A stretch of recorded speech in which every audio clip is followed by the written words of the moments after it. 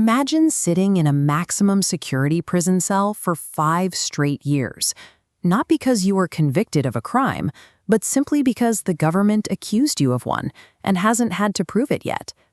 Recently, a man from Jammu and Kashmir was released from exactly this scenario. He was accused in a narco-terror case, and his entire life was instantly placed on an indefinite hold. He spent those 5 years waiting for a simple bail hearing, while his home, his community, and his future were effectively suspended. In a democracy, an accusation alone should not give the state the legal authority to erase half a decade of an innocent person's life. This is possible because of the Unlawful Activities Prevention Act, the UAPA.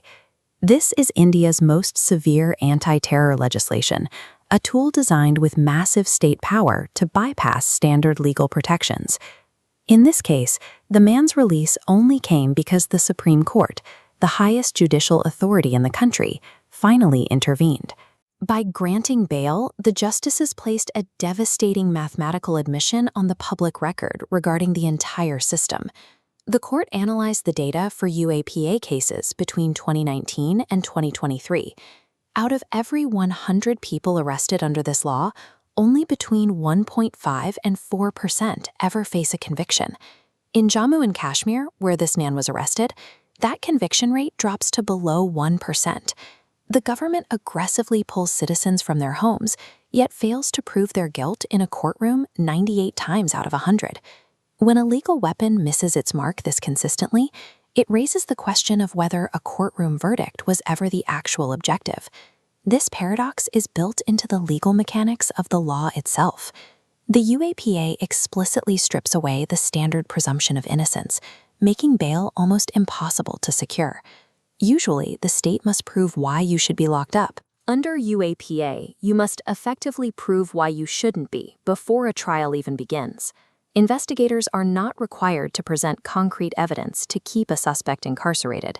The severity of the formal accusation alone is legally sufficient to hold them. By removing the possibility of bail, the law turns the pre-trial waiting period into a vacuum where due process ceases to exist. The man from Jammu and Kashmir is technically free, but his reality is permanently fractured, and 5 years of his life are gone beyond repair. Thousands of others currently share this exact legal holding pattern across the country. A 98% failure rate suggests the state views the actual trial as a secondary concern. The system uses the endless, agonizing wait in a jail cell as the actual penalty. Under the UAPA, the trial is irrelevant because the process of being locked up is the punishment. This legal loophole operates at scale within a democracy. Because the burden of proof is delayed indefinitely, personal innocence offers zero protection against being swallowed by the state.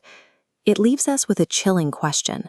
Does it really matter if you are innocent, if the government has the authority to lock you in a box for 5 years without ever having to prove it? When a state can punish the unconvicted with impunity, justice is replaced by control.